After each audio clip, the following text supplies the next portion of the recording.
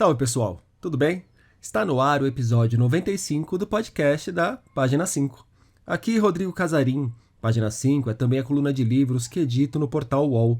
Estou no Instagram como página.5, no Twitter como @rodcasarim e no Telegram, só procurar pelo grupo Página 5. Do ano passado para cá, Itamar Vieira Júnior se transformou num daqueles nomes que dispensam muitas apresentações. Até quem não acompanha tão de perto o meio literário já ouviu falar, ouviu referências ao seu trabalho por aí. Itamar é autor de Torto Arado, um dos livros mais bem-sucedidos de nossa literatura nos últimos tempos. Por meio da história de duas irmãs, o escritor constrói uma narrativa sobre servidão e luta por terras no interior do Brasil. Torto Arado rendeu a Itamar primeiro o Prêmio Leia, que fez com que fosse publicado em Portugal. Depois, no Brasil, a obra saiu pela Todavia. Na sequência, ganhou outros 2 reconhecimentos bem importantes. Foi vencedora tanto do Jabuti na categoria Romance, quanto do Prêmio Oceanos, isso em 2020. E conseguiu algo raro mesmo para livros consagrados pela crítica e por premiações. Encontrou uma enormidade de leitores. Segundo o autor, até aqui Torto Arado já vendeu 215 mil exemplares. Um feito, sem dúvidas. Enquanto o romance atinge números surpreendentes, um novo livro de Itamar chega aos leitores. Falo de Doromar ou A Odisseia, reunião de contos com 5 narrativas inéditas e 7 outras que compunham o primeiro livro de Itamar, A Oração do Carrasco, que saiu em 2017 pela Mondrongo e foi finalista do Jabuti de Contos. Essas histórias que agora voltam aos leitores foram reescritas por Itamar. Ele fala sobre esse processo na conversa que vocês ouvirão a seguir. São diversos os pontos de conexão possíveis entre Doromar ou A Odisseia e Torto Arado. Temas encontrados no romance também aparecem nos contos, como a questão da terra, a religiosidade e a tensão entre o homem e a natureza. Aliás, em certo momento da entrevista, o Fernando, meu vira-lata, resolveu participar. Espero que ele não atrapalhe tanto assim. O olhar para os animais e outros seres vivos também fez parte do nosso papo. Nele, Itamar ainda fala sobre o romance em que está trabalhando, no qual seguirá explorando conflitos do campo, e também responde a diversas perguntas dos leitores. Quiseram, inclusive, saber se Itamar Vieira Júnior está solteiro ou não. Itamar Vieira Júnior, obrigado pela presença aqui no podcast da Página 5. Itamar, antes da gente entrar no Doromar ou a Odisseia, antes da gente voltar no Torto Arado, eu quero saber como que é se transformar numa figura pop. Olha, é complicado. Ontem mesmo eu estive com...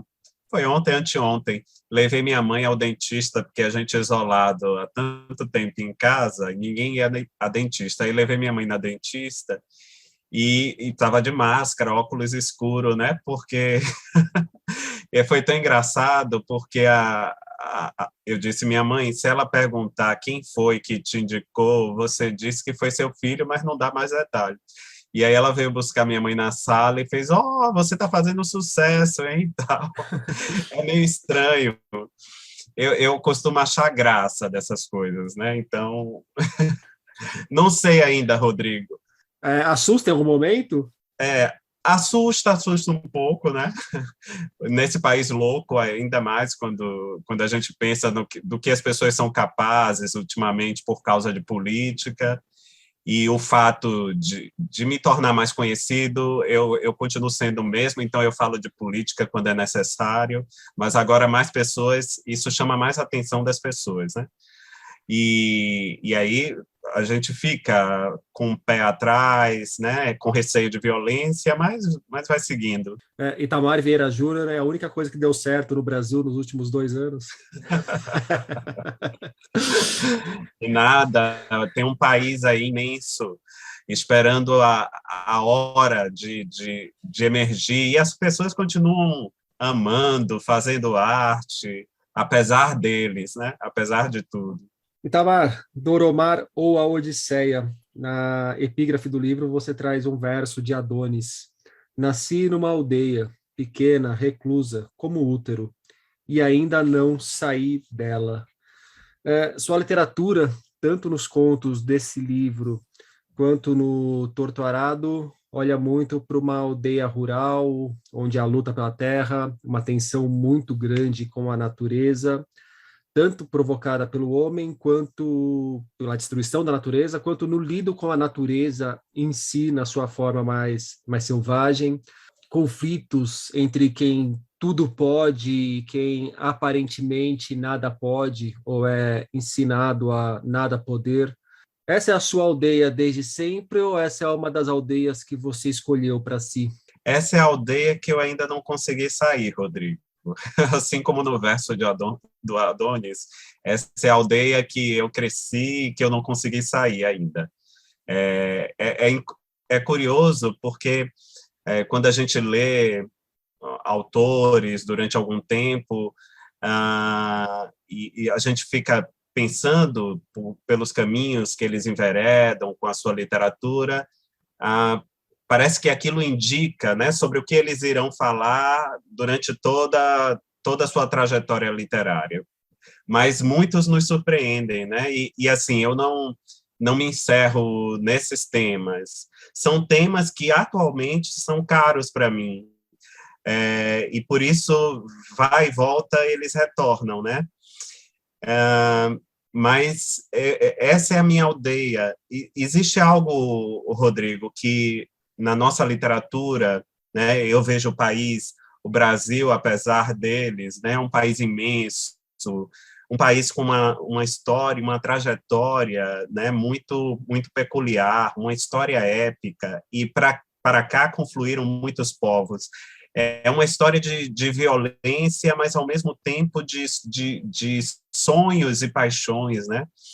E esse país tão multicultural, multiétnico, muitas vezes ele não está bem representado nas artes. A gente sabe que a arte é um espaço, infelizmente, principalmente a literatura, um espaço elitizado, né, de uma pequena elite que escreve, que consegue publicar. E daí a minha grande questão de voltar os olhos dessa arte, claro, com minhas limitações, com o pouco de habilidade que eu tenho, olhar para outros lugares que muitas vezes não está sendo olhado da maneira devida, e para dali extrair algo que pode ser poderoso, né? Afinal, a experiência humana, ela é singular em cada lugar onde a gente transita, por onde a gente passa, dependendo de qual seja a nossa aldeia, para voltar mais uma vez ao verbo do Adonis, mas também algo que é universal, né? Que percorre todas as vidas de uma maneira única. Então, a história humana, ela é singular, mas ela também consegue ser única, né? Plural, por assim dizer. E é dessa maneira que as histórias de Dora Maar ou Odisseia surgem também, né?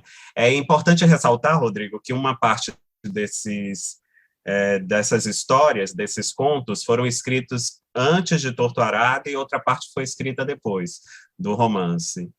E a ideia de reunir numa coletânea veio um pouco antes do sucesso que Torto Arado alcançou, né? É algo que a gente já planejava há mais de um ano com a editora, e assim, acho que vem a calhar para quem quer conhecer mais do autor, para quem quer conhecer mais sobre os escritos do autor.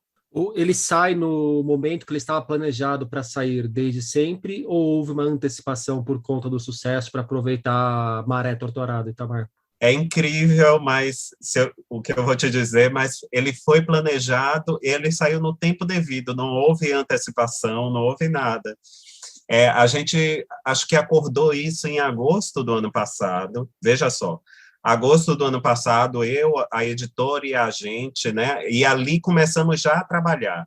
Eu tinha uma reunião de contos, muito mais do que os que aparecem no livro, e comecei a trabalhar com o editor, Leandro Sarmates, a gente começou a trabalhar. Naquele período, acho que Torturado deveria ter vendido cerca de 8.000 exemplares. Quanto está hoje?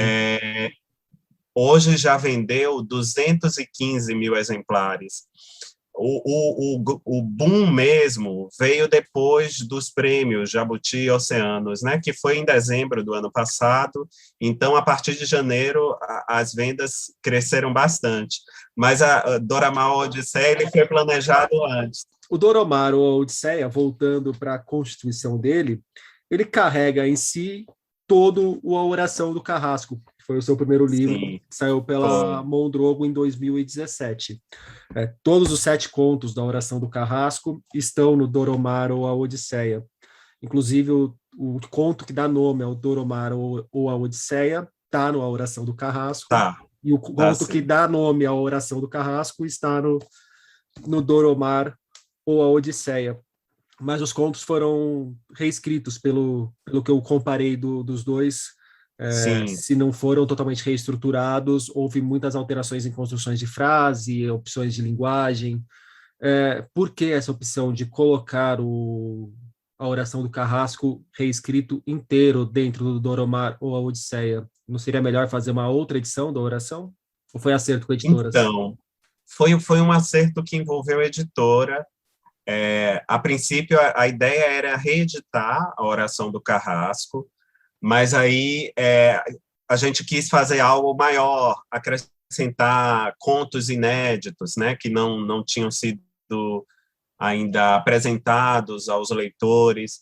E eu não sei se você sabe, Rodrigo, a Oração do Carrasco, talvez, acho que você sabe, sim, ele foi publicado por uma pequena editora, então era uma tiragem muito pequena, não pôde circular, encontrar os leitores, como o Torturado encontrou.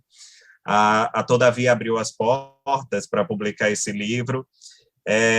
A Mondrongo publicou naquele período e o livro chegou a ser finalista do Jabuti em 2018. Uhum. Então, assim, ele teve uma leitura positiva da crítica, né? Chegou a ser finalista de um importante prêmio, e faltava agora o espaço para que as histórias pudessem circular, encontrar os leitores.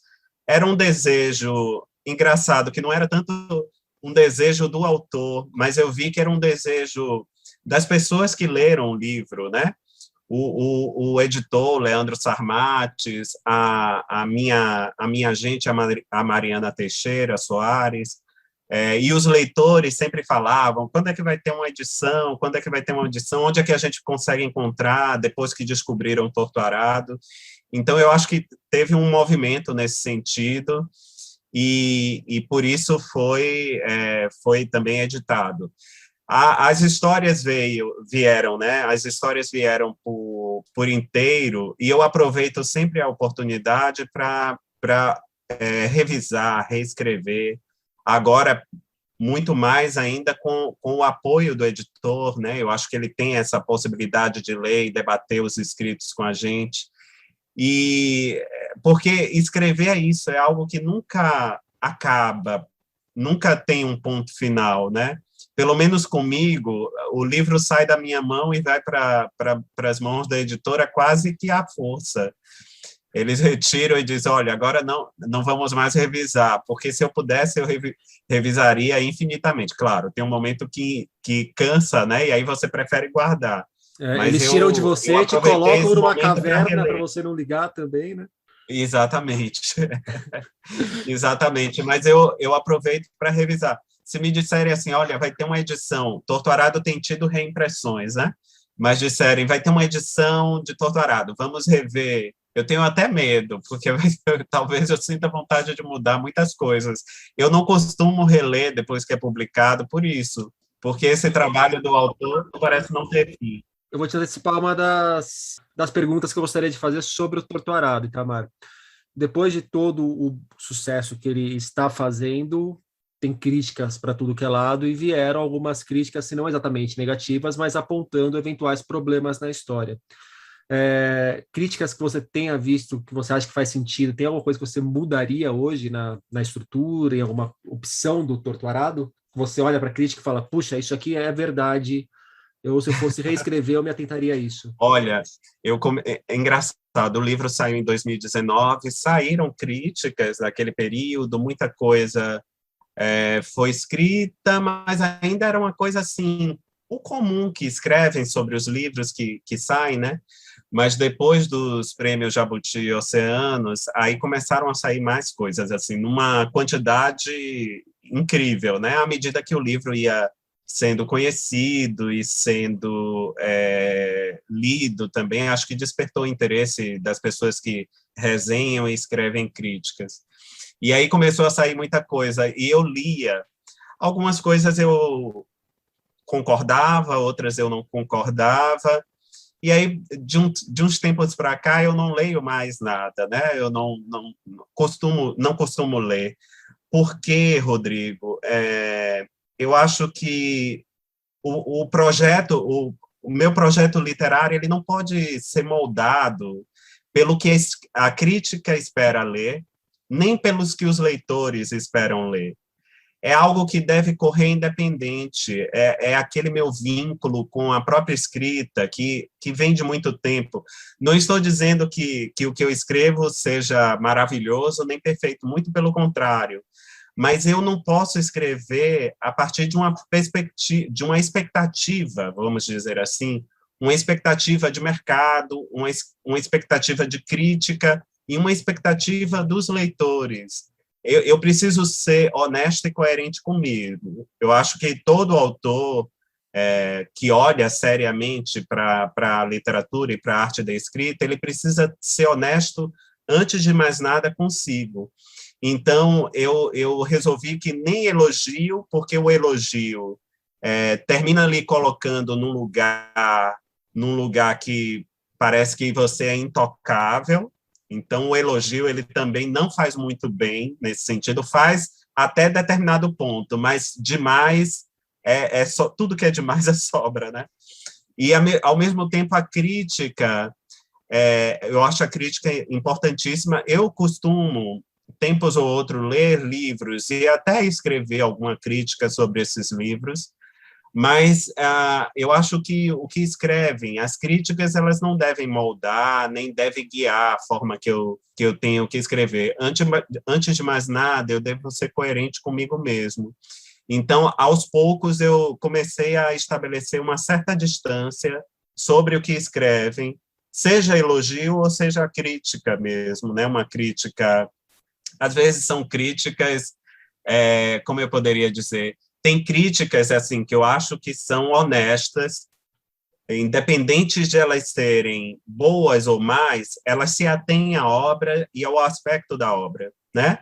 Então elas são honestas, mas tem críticas que enveredam por caminhos pessoais, e aí viram ataques à pessoa, você conhece a pessoa, e tudo isso contamina até esse ambiente de querer escrever, de sentir vontade de escrever. Então, eu comecei a estabelecer uma distância em relação às críticas. Mas essa distância, né, essa honestidade, é possível, de repente, olhar para uma crítica e falar, opa, essa aqui eu vou dar risada, esse aqui quis me atacar, deixa ele para lá, e aí você pegar uma e falar, opa, aqui eu acho que tem alguma coisa. Essa crítica aqui, esse ponto vai andar comigo pela praia hoje, esse aqui eu vou refletir a respeito.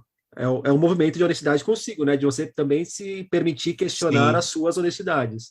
Ter essa sobriedade de ignorar o que tem que ser ignorado, mas pegar, não, esse aqui, deixa eu pensar sobre isso. Não preciso nem aceitar nem nada, mas deixa eu pelo menos refletir um pouco.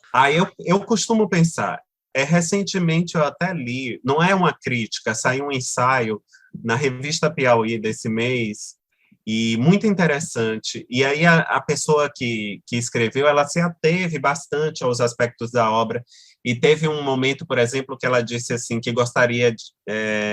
acha que um dos personagens, o personagem Severo, tem pouco espaço, é pouco explorado, talvez seja unidimensional. E eu pensei um pouco sobre isso, e eu disse, nossa, eu gostaria de ter tido mais espaço, talvez, né? Ou se eu estivesse escrevendo nesse momento, eu desse mais voz a ele, para que ele aparecesse na história. Mas é quase que impossível você se propor a isso, porque é a mesma coisa que um arquiteto, depois que ele acaba um edifício, ele pode até olhar, ler sobre as críticas, né, e ver os problemas que surgiram depois, mas ele não vai usar, ele não vai poder demolir aquele prédio e construir outro, a não ser que seja uma grande merda, né? Ele não vai poder fazer isso.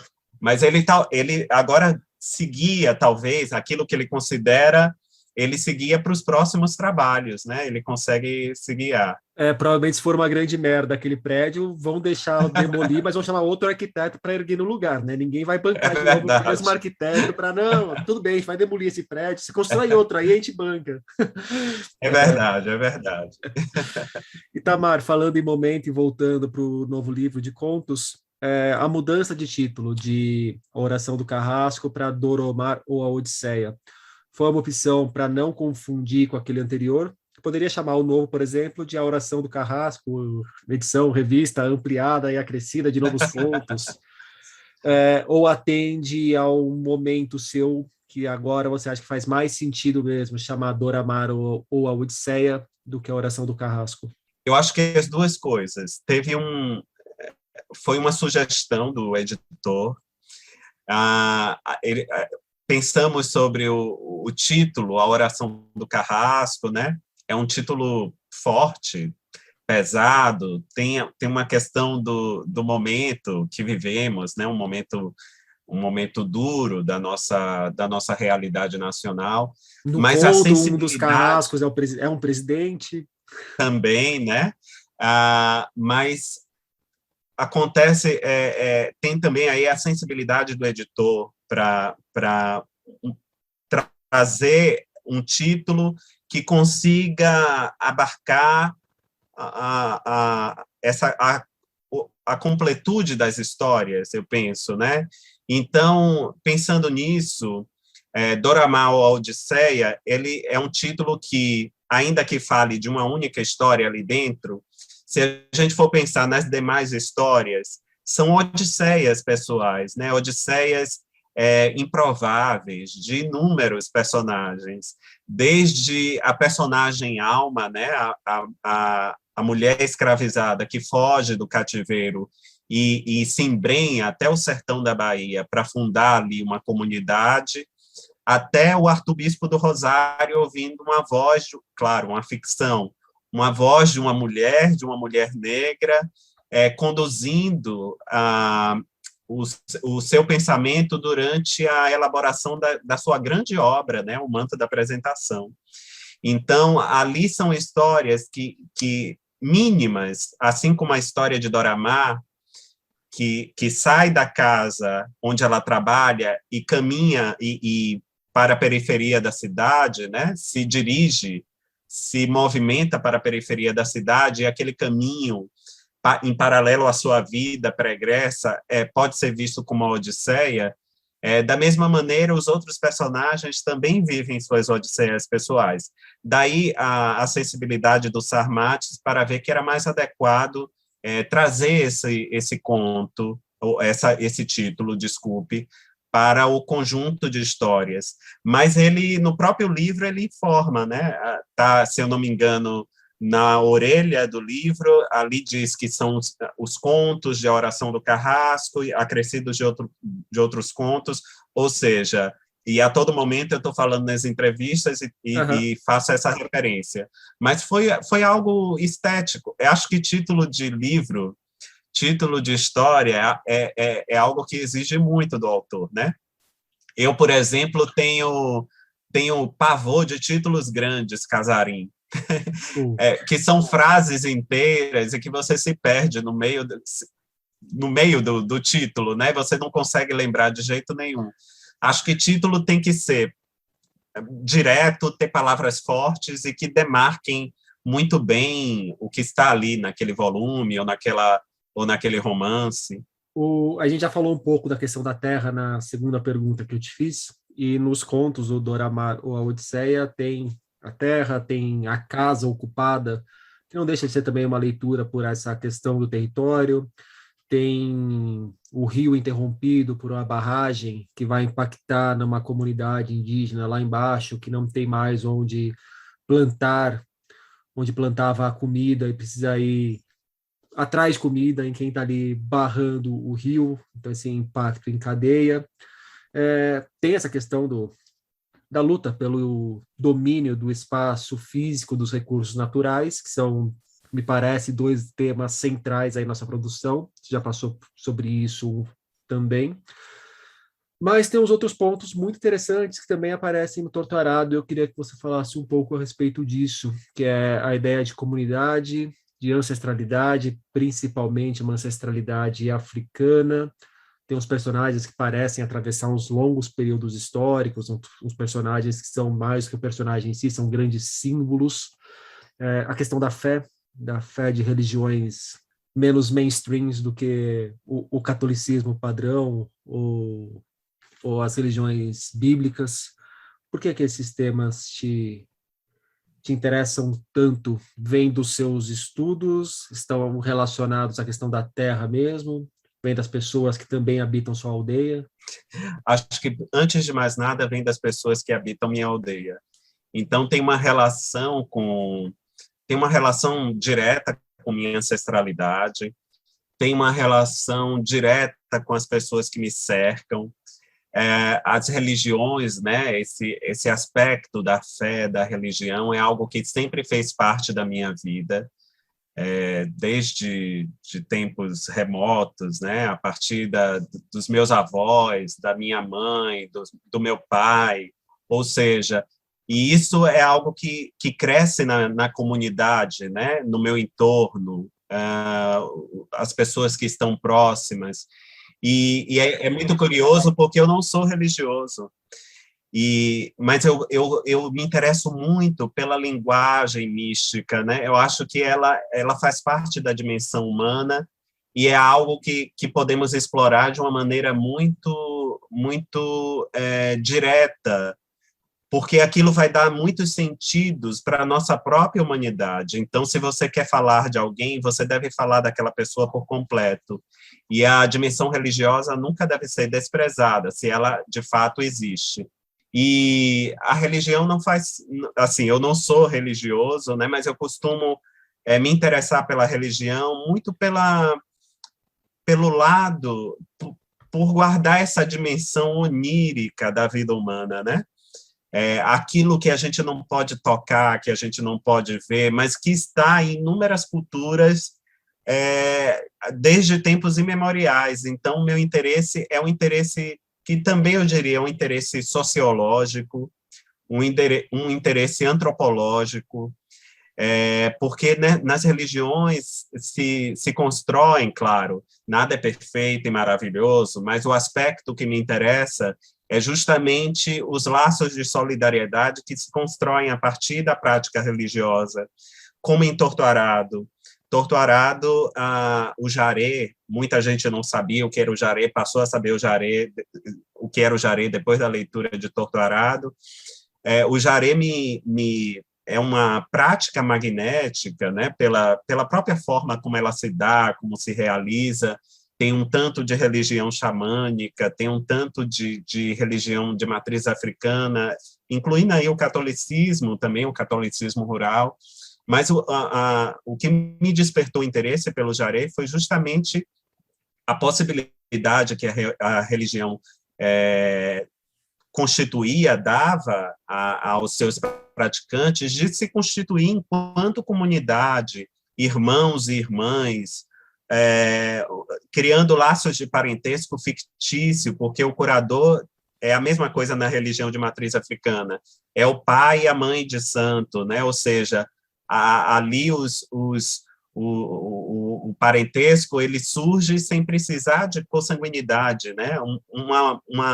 Eles são atravessados pela solidariedade, daí meu interesse nas religiões, e vez ou outra eles surgem.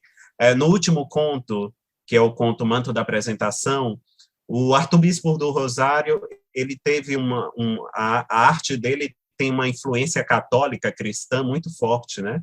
E o próprio discurso dele, eu assisti muitas entrevistas com o arcebispo do Rosário, li muitas coisas sobre ele, o próprio discurso dele trazia essa dimensão religiosa como fundamental para a compreensão de sua obra e de sua vida.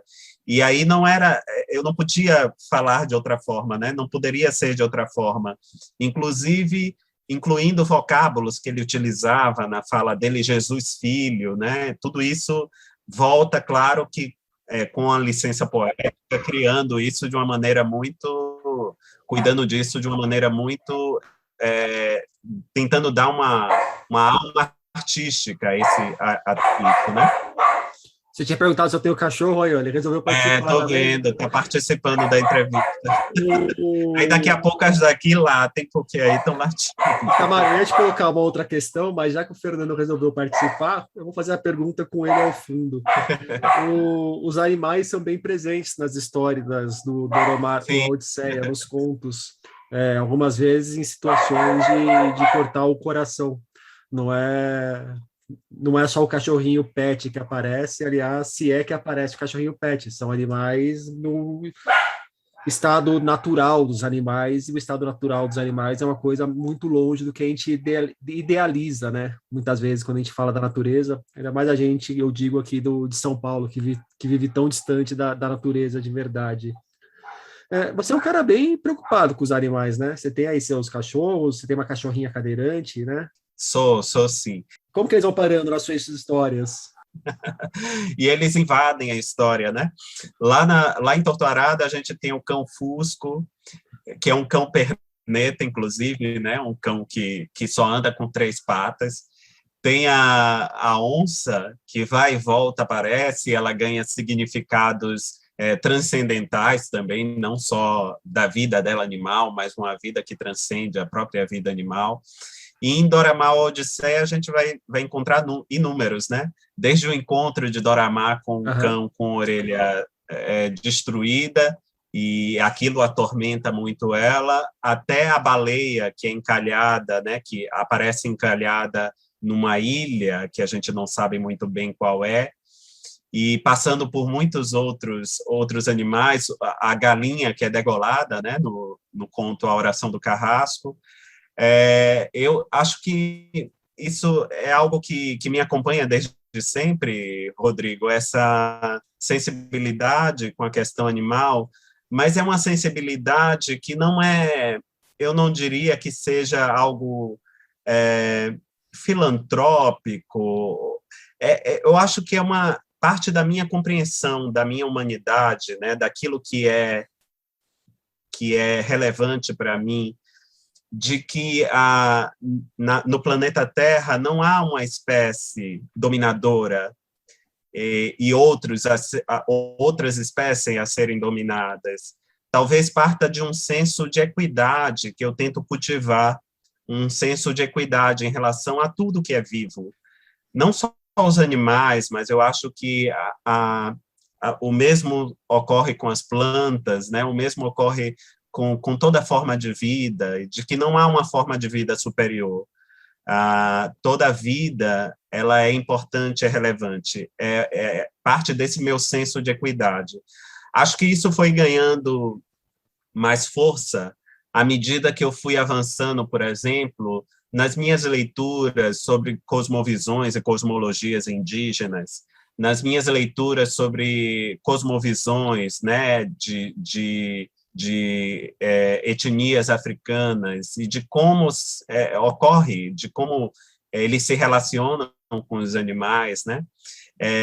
Eu lembro quando eu li A Queda do Céu, e ali eu me senti muita vontade do Davi Kopenawa e do Bruce Albert, como os animais fazem parte da visão de mundo dos Yanomamis. Os animais são os ancestrais dele, né? E os animais, eles estão indicando a todo momento a importância da vida de todos aqui na Terra, né? Ou seja, eles estão numa comunicação constante com os seres humanos para tentar encontrar um caminho de melhor viver com a Terra. E eu acredito muito nisso. Acho que esse sentimento de equidade é algo que permeia a minha relação com os animais e com as plantas também. Basta a gente dizer, eu estava aqui lembrando, Rodrigo Casarim, de um livro da Lynn Hunt, uma historiadora, chamado A Invenção dos Direitos Humanos. Saiu há algum tempo, foi publicado aqui no Brasil, E nesse livro, a Lynn Hunt, por exemplo, ela diz que a literatura, em algum momento da nossa história, no final do século XVIII, serviu para massificar uma compreensão mais alargada do que era direitos humanos, né? Uma pequena elite lia, geralmente essa elite era uma elite política, as democracias estavam ainda se formando muito timidamente no Ocidente, e a divulgação, por exemplo, de histórias onde tinham sentimentos, onde apareciam a escravidão, apareciam inúmeras questões que dizem respeito à nossa espécie, isso serviu para massificar uma compreensão do que seria direitos humanos, porque a gente tem empatia, né? A gente sofre quando alguém sofre, a gente consegue construir conexão e empatia. E, aos poucos, a gente vai descobrindo que os animais, que as outras espécies, também guardam sentimentos muito comuns conosco, né? Então, o sofrimento não é algo apenas humano. Os animais e as espécies vegetais, segundo os cientistas, também conseguem sofrer. Da mesma maneira, os outros sentimentos, não só o sofrimento, mas o de alegria, o de encontro, né? Tudo isso são sentimentos comuns aos seres vivos e que a gente vai descobrindo que temos muito em comum. Por isso, acho que cabe a todos nós ter um pouco de cuidado, mais de cuidado e cuidar deles. Há mais de 11 anos eu me tornei vegetariano por isso, porque aos poucos isso foi adentrando em minha vida, porque a gente vive imerso numa cultura que muitas vezes a gente não tem noção das violências que a gente pratica, né? E por falar em violências e animais, na hora que você estava dando essa resposta, me veio na cabeça o quanto eu não suporto, e eu não suportar físico mesmo, assim, não me faz bem e acaba com o meu dia, acaba com a semana, quando eu vejo fotos de animais sofrendo, vídeos de animais sofrendo. E a gente está numa época do ano começando de novo, e fica muito propício para ver floresta pegando fogo, onça pegando fogo, Sim. jacaré pegando fogo. Como que você reage quando chegam essas notícias e eventualmente imagens, Itamar? Como que isso bate em você? São imagens muito fortes, né? E que dizem, que falam sobre, acima de tudo, parece que nós estamos a salvos, né? Pensamos, claro, as pessoas corretas estão indicando que nossa espécie, inclusive, está em risco, né? Pela forma predatória com que nos relacionamos com a Terra. Mas, de imediato, fica aquelas imagens dos animais fugindo do fogo, fugindo da mata, a mata sendo dizimada. Isso, inclusive, acho que nossas preocupações terminam, vez ou outra, aparecendo nos nossos escritos. Há um conto, o Conto que Queima, que uma das histórias que aparece nesse conto curto, mas que conta duas histórias paralelas, é a história de Som de Pé, o último remanescente de uma aldeia que está em fuga porque sua casa está em chamas, né? Uhum. E aquilo parece não dizer nada para o outro casal que compartilha a história, que comprou a casa, mas que já não se reconhece naquela casa por inúmeras questões que vão ocorrendo. E o fogo parece ser o destino dela também, né? Não só a floresta que está sendo queimada, mas a casa também será queimada. E, da mesma maneira, eu imagino que tudo isso me afeta, não afeta apenas a mim, afeta a todos nós, né, de uma maneira definitiva. Eu recordo, por exemplo, Casarim, talvez você ache que é mais novo que eu, a primeira guerra televisionada ao vivo na TV, eu pude ver que foi a Guerra do Golfo, na década de 90, começo da década de 90. E lembro da repercussão das TVs ligadas na minha casa, na casa dos meus avós, onde eu costumava passar dias, e lembro muito bem das imagens de animais marinhos e animais de aves que ficavam banhadas de petróleo e as pessoas tentando salvá-la, né? Ou então o cinegrafista fazia uma imagem. E aquilo, para mim, era tão doloroso, né? Porque eram seres indefesos que estavam perecendo por conta da estupidez humana. Mesmo criança, eu sabia que aquilo era provocado. Claro, não tinha a dimensão que eu tenho hoje, mas eu sabia que aquilo era provocado por algo que, se a gente não tiver controle, é capaz de dizimar nós mesmos, né? Aliás, já fizemos isso muitas vezes, né? Se a gente for olhar, a própria história nos diz muita coisa. O que foi o genocídio indígena, o que foi a diáspora africana, né, de uma forma tão violenta, o holocausto judeu. Ou seja, há inúmeros exemplos que mostram que somos capazes de atentar contra nós mesmos, não só contra outras espécies. Daí eu acho que a importância de voltar o olhar, se a gente quer superar inúmeras questões que nos atormentam hoje e viver de uma maneira mais equânime, essa forma de vida deve incluir a todas as espécies, né, a todos que vivem na Terra. Eu gosto muito de pensar, inclusive, que nós costumamos dizer humano, humanidade, mas se a gente olhar para os animais, a gente não vai poder chamá-los de humanos, né? Porque eles não fazem parte dessa espécie. Mas se a gente for pensar no nosso planeta, no planeta Terra, a gente vai pensar que somos todos terráqueos, né? Ou seja, todos temos direitos, né? Todos precisamos viver nesse planeta. E nós temos uma função fundamental, assim como nós somos capazes de destruir, de dizimar. Se a gente pode fazer isso, a gente pode proteger e conservar, né? Pegando um atentado contra nós mesmos, uma frase do conto Doromar ou a Odisseia. 13 tiros, enquanto uma bala só bastava. O resto era prepotência, era vontade de matar. Inclusive, na nota final, você indica que, nesse conto, você tira um trecho do conto daquela entrevista famosa da Clarice Lispector para o Júlio Lerner, que saiu na TV Cultura em 1977, um pouco antes. Ela foi filmada antes da Clarice morrer, mas saiu após a morte da Clarice. E esse trecho a Clarice fala naquela entrevista, se referindo ao conto Mineirinho, de como nasceu o Mineirinho. Como que nasceu esse conto, Itamar, e como ele se relaciona com a frase? A partir dessa frase da Clarice, você criou toda uma história para encaixá-la, ou você já estava com o conto meio pronto, aí você foi ver a Clarice e falou, nossa, esse aqui é meu. Tá? Clarice, sinto muito, perdeu. Se você só colocou na entrevista, eu vou colocar na literatura, Clarice. Se você achar ruim, você que se entenda comigo em outra instância. A Clarice, eu tenho uma relação com a Clarice Lispector muito visceral, né? Foi com inúmeros autores, eu poderia citar aqui, teve o momento Machado de Assis, teve o momento Jorge Amado, o momento Érico Veríssimo, e a Clarice Lispector, eu já era adulto, né, já estava na casa dos 20 anos, e quando eu descobri a Clarice, a prosa da Clarice tem um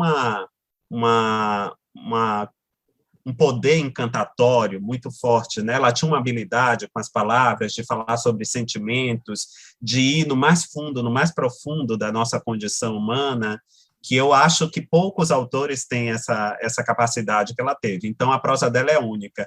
Ler a Clarice é uma espécie de bênção e, ao mesmo tempo, frustração. Bênção porque a gente tem contato com uma obra tão profunda, né?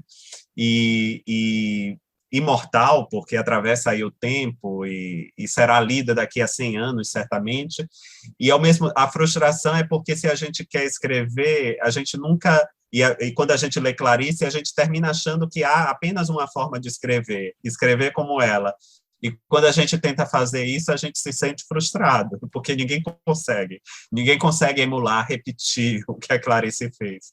Mas essa história do Oramá nasceu do meu próprio périplo para o trabalho, né, o caminho que eu percorria diariamente, morando num bairro da periferia, eu pegava ônibus todos os dias, muito cedo, desde o tempo da universidade, e pegava ônibus, e no bairro que eu morava, havia muitas mulheres empregadas domésticas, né, que iam trabalhar nos bairros nobres da cidade.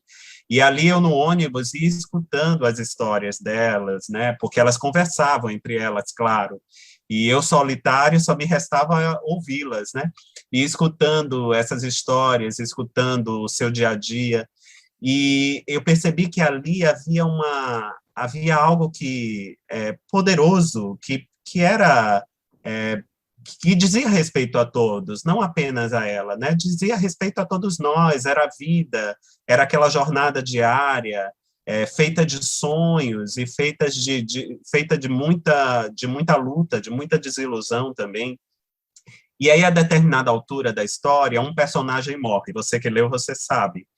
E quando esse personagem morreu, me veio à mente a brutalidade, né, muitas vezes que o Estado imprime morando nessas, né, quando adentra essas comunidades, a gente vê isso no nosso cotidiano, Rodrigo, né? Jacarezinho foi um exemplo mais recente, né, Paraisópolis, de como a polícia, o braço do Estado entra nessas comunidades e às vezes mata inúmeros inocentes, e mesmo aqueles que possam ter alguma culpa não têm direito a um julgamento como a Constituição demanda, né? Às vezes são executados, ou seja, no nosso país há pena de morte, embora não esteja declarado, há pena de morte. Aí me veio à mente esse conto fabuloso, uns dizem que é um conto, outros falam de crônica, da Clarice Lispector, fabuloso, porque Clarice ela faz algo muito poderoso nesse conto, que é uma síntese do poder da literatura, eu acho, né, em Mineirinho é uma síntese, ela simplesmente destrincha e entrega isso para a gente. Olha o que a literatura é capaz de fazer com quem lê e com quem escreve. Porque ali ela mostra que a literatura, a gente se coloca no lugar do personagem. Ela, uma mulher de classe média, que viveu no exterior, né, com o marido diplomata, que teve uma vida relativamente confortável, embora em muitos momentos ela tenha passado dificuldades, principalmente depois da separação dela, né, uma mulher separada na década de 60, não, e escritora era uma coisa de muita inconstância, então ela sofreu com essa inconstância também. Mas ela se coloca no lugar do Mineirinho de uma maneira muito didática. Ela diz, eu li a nota de jornal e falava sobre a morte daquele homem, né, de Mineirinho. Ele se chamava Mineirinho, ele deveria ter uma namorada, ele tinha uma joia, né, uma corrente com São Jorge, e ela começa a contar os tiros, e no final ela diz, esse tiro me atinge, porque eu sou mineirinho, né?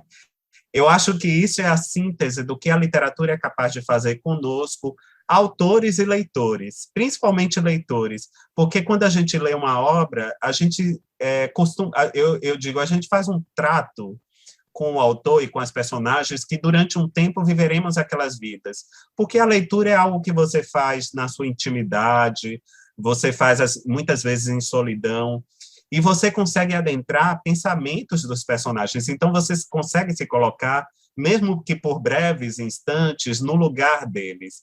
E esse é o poder da literatura, divulgar, poder nos levar para esse lugar da compaixão, né, de compreender o outro, de compreender as suas razões, de compreender o seu sofrimento, de sentir, é aquilo, voltando à minha resposta anterior, Rodrigo, é aquilo que a Lynn Hunt diz que ajudou a disseminar, em determinado período da história, uma compreensão mais alargada do que seriam os direitos humanos. Porque os direitos humanos são uma invenção, né? O Harari diz isso. Ninguém disseca um corpo humano e vai encontrar direitos neles, mas é algo que a gente, na nossa vida em sociedade, conseguiu estabelecer como um paradigma mínimo para a convivência coletiva. E é dessa forma que a Clarice nos entrega isso.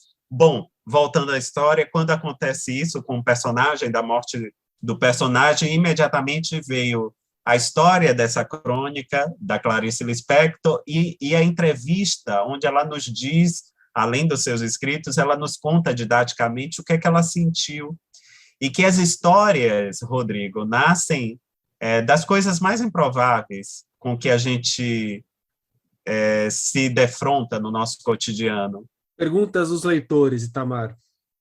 Assim que eu abri a caixinha de perguntas, uma das primeiras que me chegaram foi: pergunte para o Itamar qual é o status de relacionamento dele hoje. Qual é o seu status de relacionamento, Itamar? Tem gente aí querendo saber. O povo Rodrigo, quer saber. Você sabe que eu dei uma entrevista para o Pedro Bial no começo do ano, e aí a gente tem uma série de reuniões antes com os roteiristas, né? E aí uma das roteiristas me disse assim, olha, eu fui pesquisar você no Google e uma das pesquisas mais que aparece com mais frequência é se você é casado. Eu nem sabia que existia isso no Google. Bom, mas eu sou solteiro. Solteiro. Meu caso de amor, nesse instante, é com a literatura. Já temos a manchete da nossa entrevista. Itamar Vieira Júnior declara: Estou solteiro. Itamar, do Luiz Carlos Ramalho. Por que você foi cursar geografia e como imagina que Torto Arado seria caso não fosse geógrafo? Existiria Torto Arado caso não fosse geógrafo? Bom, acho que existiria, mas talvez não tivesse a profundidade nem a densidade em relação à Terra e aos aspectos geográficos, vamos dizer assim, que o romance explora. Mas eu me tornei geógrafo porque minha mãe, quando eu devia ter uns 8 ou 9 anos, ela encontrou um texto meu, literário, e ela achou que eu estava perdendo tempo, que eu deveria estar estudando, né? E aí, a partir daquele momento, eu achei que ser escritor era algo que eu deveria guardar só para mim, que eu deveria ser outras coisas, e quando eu conseguisse uma independência profissional, financeira, eu deveria me ocupar de literatura. E quando acabaram os livros de literatura da biblioteca, da pequena biblioteca da escola, restaram os de história e geografia. E eu gostei muito de ler história e de geografia, porque era entender a Terra, né, que é a nossa casa, essa grande casa que a gente vive, e ver como ela é cheia de paisagens, de cultura, de gente diferente. Isso despertou meu interesse e eu enveredei pela geografia, e foi um encontro muito feliz, porque muito do que eu faço hoje, inclusive, envolve os meus conhecimentos geográficos, e a minha literatura termina que compreende o meio, compreende a paisagem, não como um palco onde os personagens atuam, mas como um personagem vivo também, que está dialogando a todo tempo com o leitor e com os outros personagens. Acho que é dessa forma que a geografia contribui com a minha literatura. O Itamar, o Torturado, ele demorou quanto tempo para ser finalizado mesmo? Entre a sua primeira ideia, o primeiro esboço e a versão final? Olha, o primeiro esboço, eu tinha 16 anos, e quando eu escrevi a última página, deixa eu ver, eu deveria ter 38 anos. Um tempinho bom. Um tempinho bom, mas é engraçado, porque a história mudou imensamente, né? A ideia da história original, eu passei anos sem pegar, porque eu fui estudar, me dediquei aos estudos universitários, eu tive uma vida acadêmica um tanto longa, foram quase 17 anos, da graduação ao doutorado, mas quando eu peguei essa versão que veio a público, Rodrigo, eu escrevi em 18 meses. Em 18 meses, fazendo as revisões, né? Digamos que eu tenha escrito em 6, 7 meses, assim, num jorro, que era um grande copião, e o restante do tempo eu passei revisando, readequando, eliminando partes, reescrevendo trechos, e em 18 meses o livro ficou pronto. Tá. Eu vou colocar as duas perguntas que fizeram relacionadas a isso, que você meio que já respondeu parcialmente uma delas, mas aí você pontua direitinho. Que a Paula Cari, ela quis saber como que foi dedicar tanto tempo ao preparo de uma obra. Então, se você não estava exatamente debruçado sobre a obra, mas você estava gestando essa obra, né, ao longo de mais de década.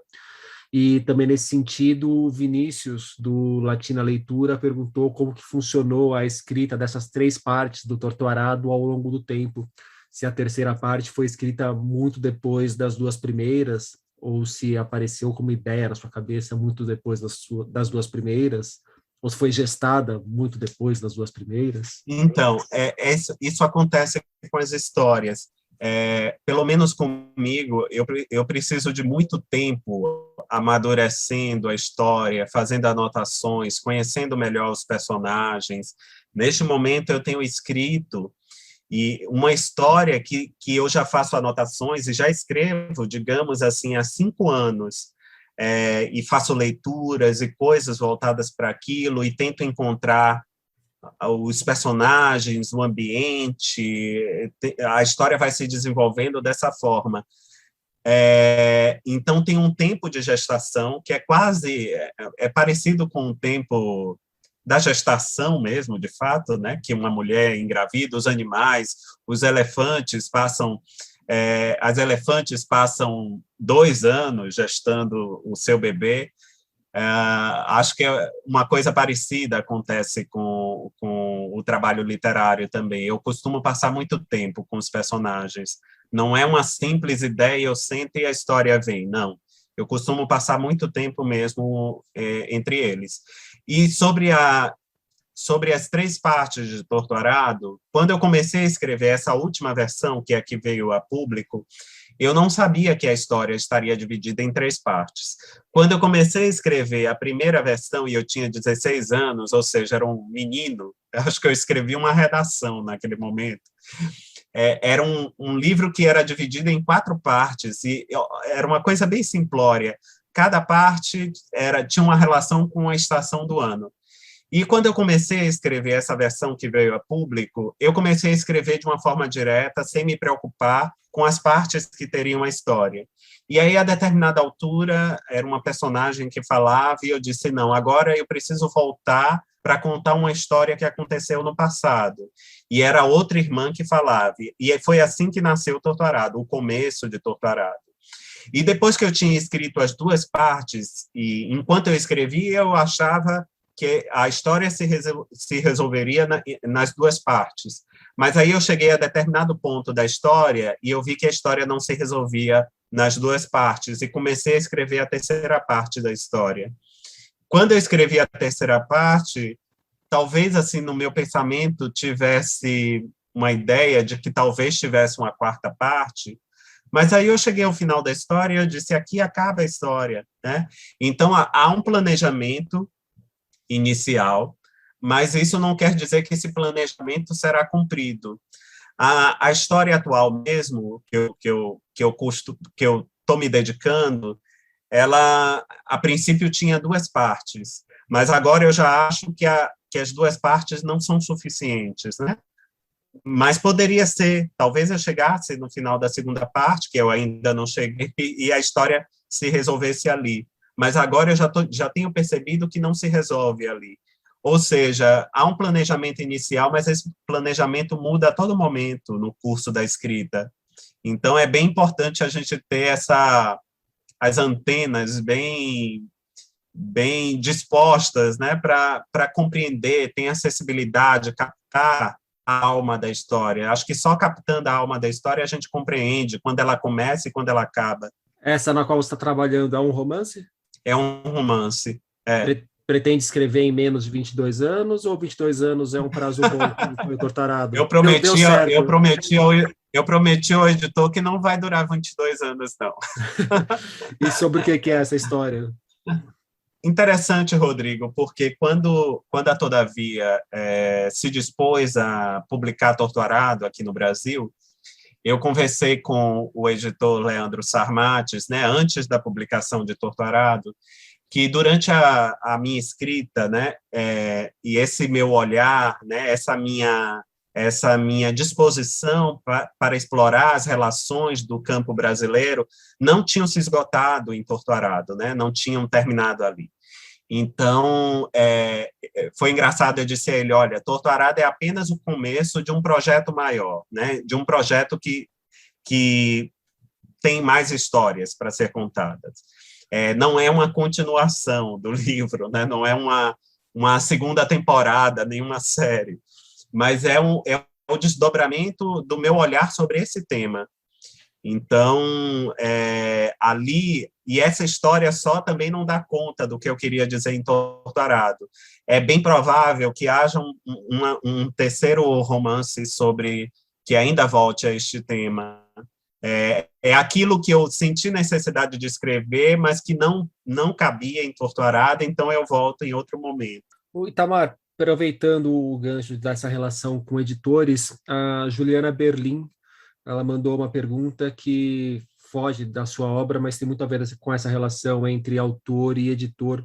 Ela pergunta se você está por dentro da discussão sobre a nova edição de parte da obra da Carolina de Jesus, e se sim, como que você vê o debate entre a manutenção ou não dos desvios da norma culta no texto da Carolina, dos erros ortográficos? Bom, esse é um tema espinhoso, né? Eu fico pensando porque todos nós, quando escrevemos, Rodrigo, nosso trabalho de qualquer autor, com exceção, o único autor que eu conheço que não permite revisões em sua obra é o Lobo Antunes. E quando a gente abre as edições dos livros do Lobo Antunes, lá informa logo no começo que tudo, pontuação, ortografia, tudo obedece ao que o autor pede, né? Então, ou seja, O editor coloca ali, a culpa não é minha. Aviso, a não culpa não é é minha. minha. Edição, tem até uma expressão em latim, eu esqueci agora, que vem no começo dos livros do Lobo Antunes, ou seja, inteira responsabilidade dele. Mas todos nós, nossos escritos passam por revisão, né? Todos, de todos os autores, né? Até aquele que é mais especialista em língua portuguesa, ainda assim, ele pode até debater com o revisor, mas ainda assim vai passar por uma revisão. Então, todos nós passamos por revisão. Isso é um ponto. Olhando por esse aspecto, eu acho que a obra da Carolina Maria de Jesus é uma obra imensa e que ela deveria ter o mesmo direito que todos os autores têm. Esse é um aspecto, mas eu acho que não se esgota aí, não se encerra aí. Ocorre que a Carolina ela foi publicada originalmente na década de 60, preservando todas os desvios, né, os desvios da norma da língua portuguesa na sua obra. E foi assim que ela se tornou uma grande escritora e se tornou conhecida, ou seja, isso também já faz parte do imaginário dos leitores, daqueles que conhecem a obra da Carolina Maria de Jesus.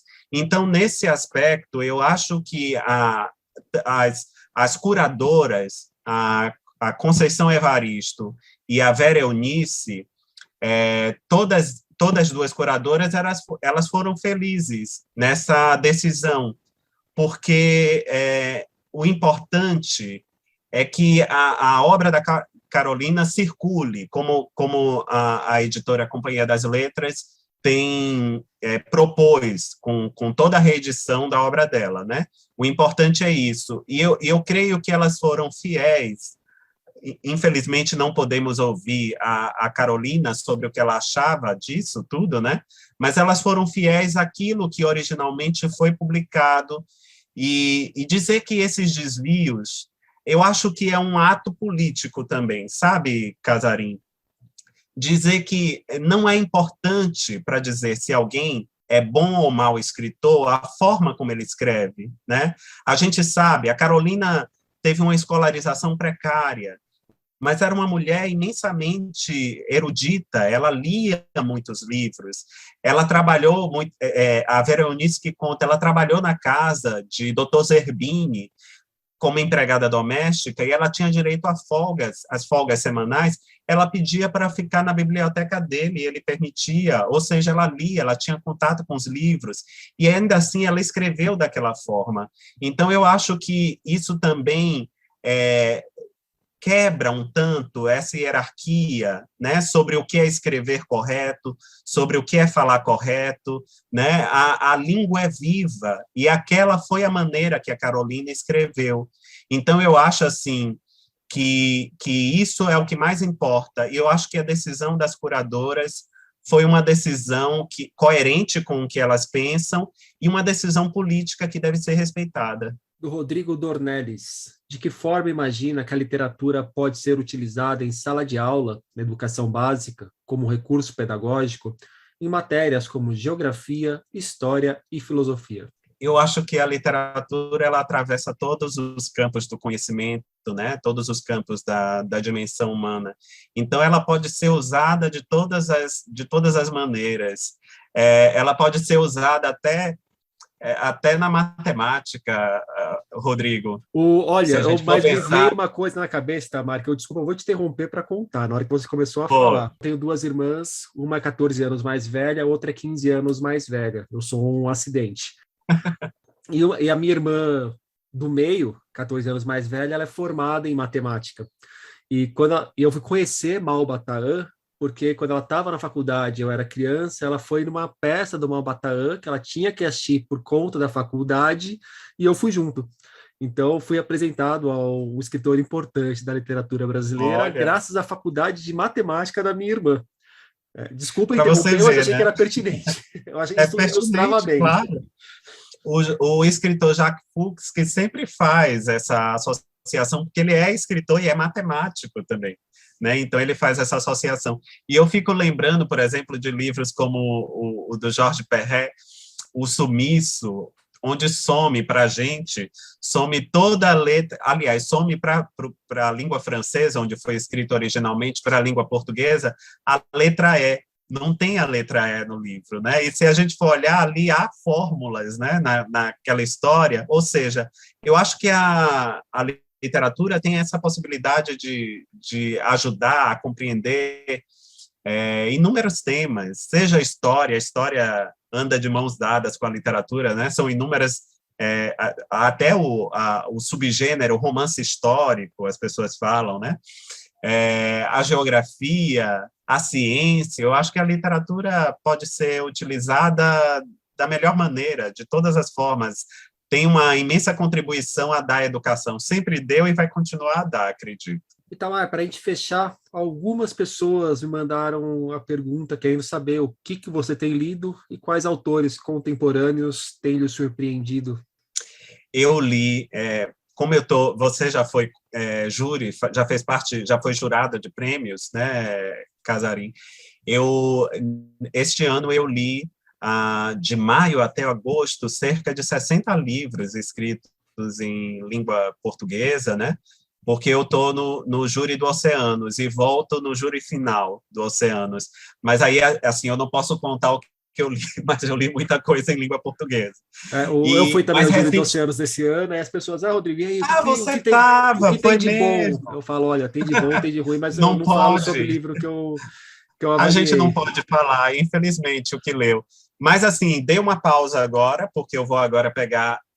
tem a fase intermediária, mas aí eu já estou antecipando, lendo algumas coisas. Mas eu tive umas semanas de folga, e aí, nesse momento, eu estou lendo Correntes, da Olga Torcaxo. Eu li Pachinko, achei um livro interessante. Eu tenho lido muita coisa também, Casarim. Esse momento político complicado do Brasil, né? Essa Imagina, encruzilhada em que impressão nos sua. encontramos.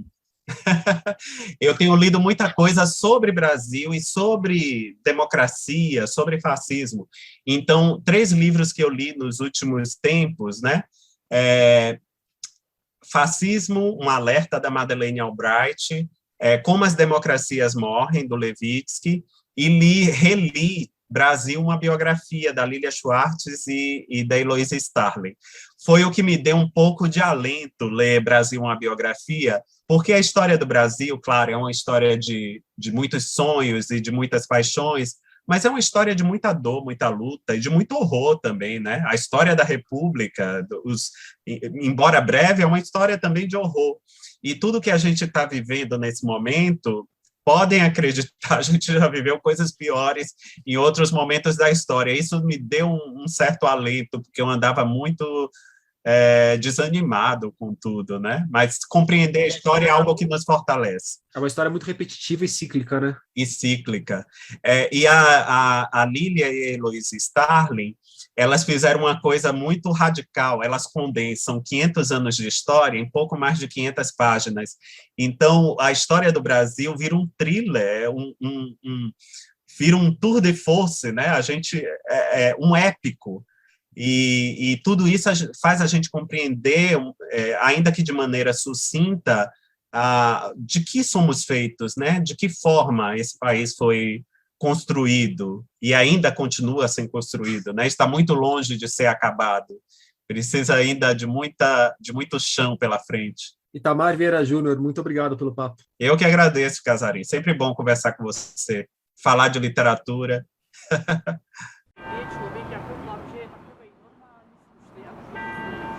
Mais de 1 hora de papo com o Itamar. Então hoje o programa fica por aqui. Indique o podcast para os amigos e os inimigos. Um abraço, um beijo, um aperto de mão e até a semana que vem.